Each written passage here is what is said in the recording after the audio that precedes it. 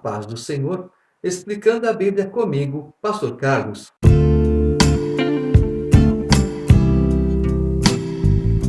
Hebreus capítulo 6. Por isso, pondo de parte os princípios elementares da doutrina de Cristo, deixemo-nos levar para o que é perfeito, não lançando de novo a base do arrependimento de obras mortas e da fé em Deus, o ensino de batismos e da imposição de mãos, da ressurreição dos mortos e do juízo eterno. Isso faremos se Deus permitir. É impossível, pois, que aqueles que uma vez foram iluminados e provaram o dom celestial e se tornaram participantes do Espírito Santo e provaram a boa palavra de Deus e os poderes do mundo vindouro e caíram, sim, é impossível outra vez renová-los para arrependimento, visto que, de novo, estão crucificando para si mesmos o Filho de Deus e expondo a ignomínia. Porque a terra que absorve a chuva que frequentemente cai sobre ela e produz erva útil para aqueles por quem é também cultivada, recebe bênção da parte de Deus, mas se produz espinhos e abrolhos, é rejeitada e perto está da maldição, e o seu fim é ser queimada. Quanto a vós outros, todavia, ó amados, estamos persuadidos das coisas que são melhores e pertencentes à salvação, ainda que falamos desta maneira, porque Deus não é injusto para ficar esquecido do vosso trabalho e do amor que evidenciastes para com o seu nome, pois servistes e ainda servis aos santos. Desejamos, porém, continue cada um de vós mostrando até o fim a mesma diligência para a plena certeza da esperança, para que não vos torneis indolentes, mas imitadores daqueles que, pela fé e pela longanimidade, herdam as promessas. Pois, quando Deus fez a promessa a Abraão, visto que não tinha ninguém superior por quem jurar, jurou por si mesmo, dizendo: certamente te abençoarei e te multiplicarei.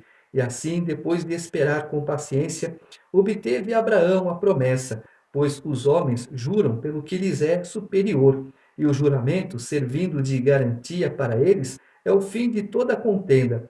Por isso, Deus, quando quis mostrar mais firmemente aos herdeiros da promessa a imutabilidade do seu propósito, se interpôs com juramento, para que, mediante duas coisas imutáveis, nas quais é impossível que Deus minta, forte alento tenhamos nós que já corremos para o refúgio, a fim de lançar mão da esperança proposta, a qual temos por âncora da alma segura e firme e que penetra além do véu, onde Jesus, como precursor, entrou por nós, tendo se tornado sumo sacerdote para sempre, segundo a ordem de Melquisedeque. Primeira coisa que ele está dizendo aqui, olha, Jesus já deixou o padrão, Jesus já deixou o ensinamento, então temos que seguir o ensinamento padrão de Jesus. Eu não preciso inventar imposição de mãos, eu não preciso inventar batismo, eu não preciso inventar obras. Sim, eu tenho fé? Tenho. Então, eu vou mostrar a minha fé através das obras.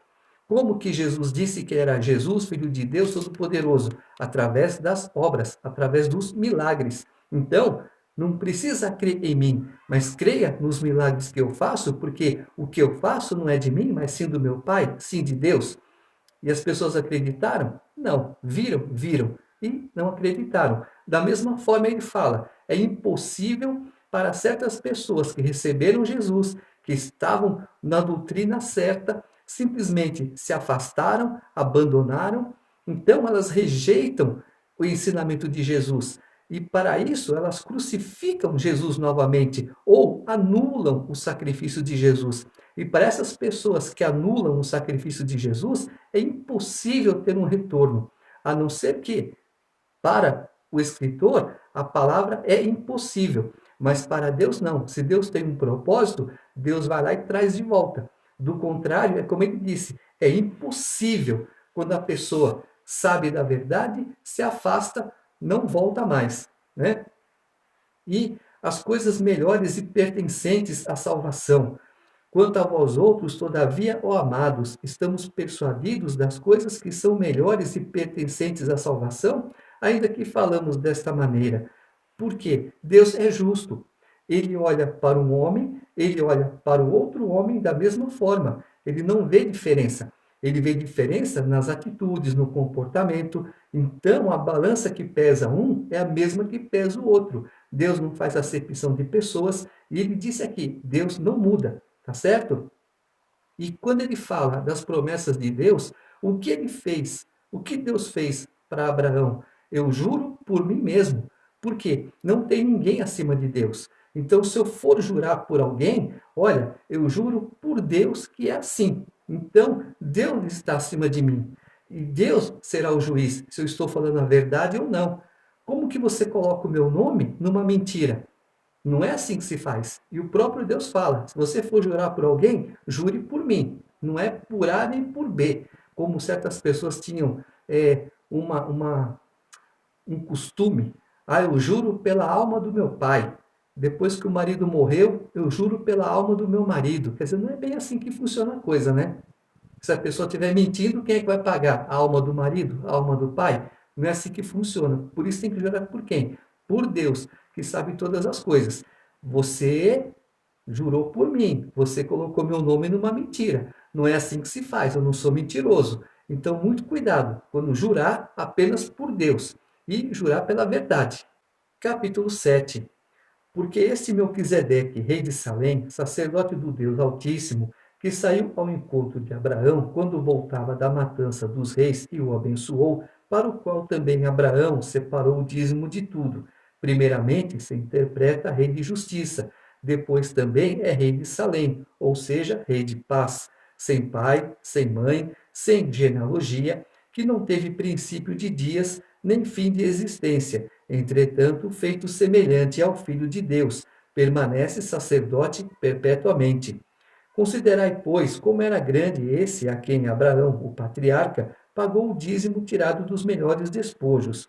Ora, os que dentre os filhos de Levi recebem o sacerdócio têm mandamento de recolher, de acordo com a lei, os dízimos do povo, ou seja, dos seus irmãos, embora tenham estes descendido de Abraão. Entretanto, aquele cuja genealogia não se inclui entre eles, recebeu dízimos de Abraão e abençoou o que tinha as promessas. Evidentemente, é fora de qualquer dúvida que o inferior é abençoado pelo superior.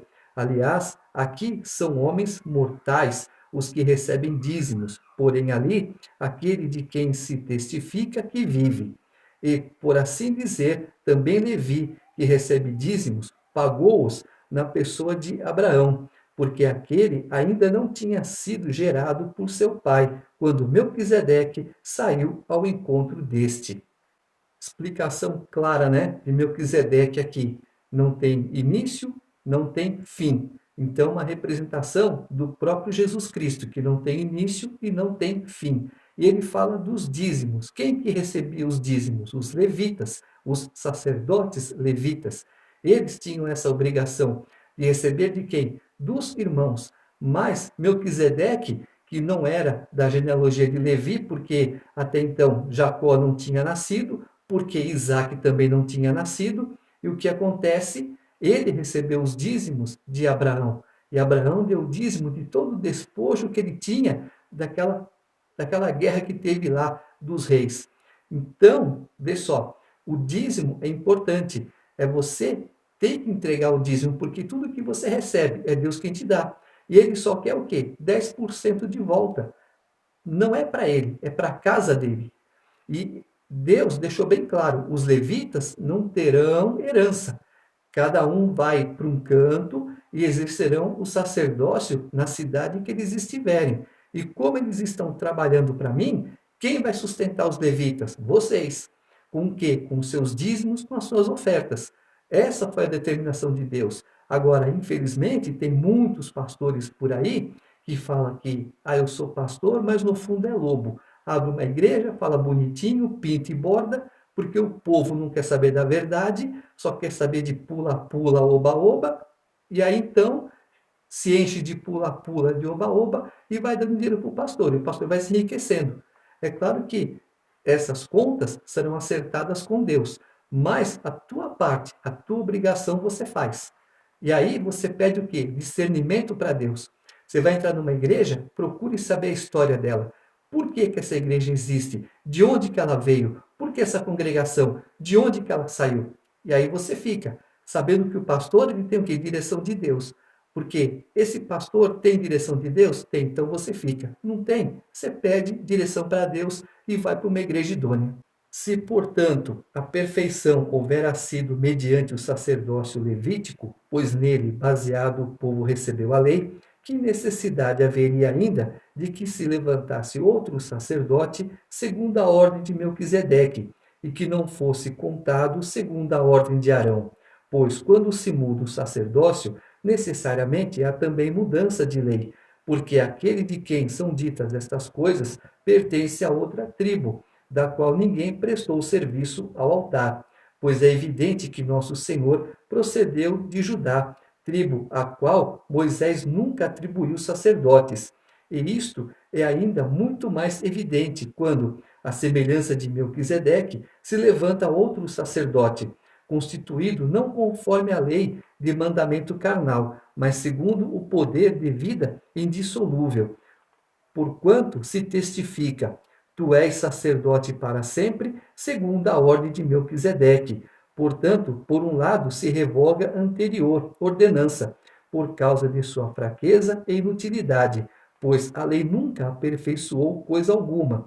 E por outro lado, se introduz esperança superior pela qual nos chegamos a Deus.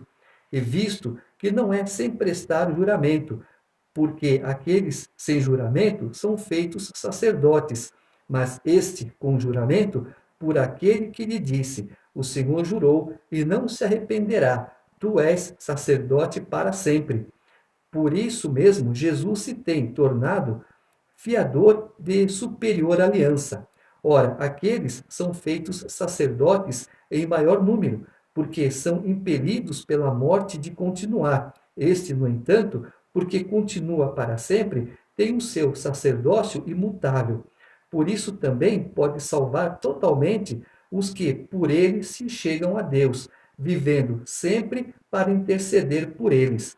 Com efeito, nos convinha um sumo sacerdote como este, santo, inculpável, sem mácula, separado dos pecadores, efeito mais alto do que os céus, que não tem necessidade, como os sumos sacerdotes, de oferecer todos os dias sacrifícios, primeiro por seus próprios pecados, depois pelos do povo, porque fez isto uma vez por todas, quando a si mesmo se ofereceu, porque a lei constitui sumos sacerdotes a homens sujeitos à fraqueza, mas a palavra do juramento, que foi posterior à lei, constituiu o Filho perfeito para sempre. Melquisedeque era sumo sacerdote. De que tribo? Nenhuma.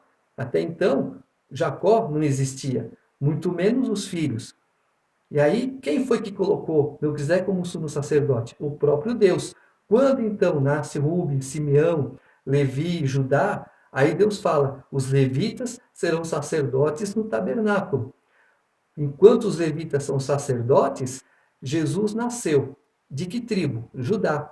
E Deus determinou Judá para ser sumo sacerdote, para ser sacerdote? Não. Então a ordem já mudou. E Jesus agora é o sumo sacerdote perfeito, porque até então os levitas morria um, vinha outro. Morria outro, vinha mais um. Morria mais um, vinha o seguinte. E assim ia. Quando Jesus veio, agora ele é o sumo sacerdote. Ele, como sumo sacerdote, ofereceu o sacrifício, sendo ele mesmo o sacrifício. Então ele se ofereceu naquela cruz para a remissão dos nossos pecados. Um sacrifício perfeito, inculpável, sem mácula, sem mancha. É essa a diferença de Jesus, o sumo sacerdote, para os sacerdotes descendentes de Levi.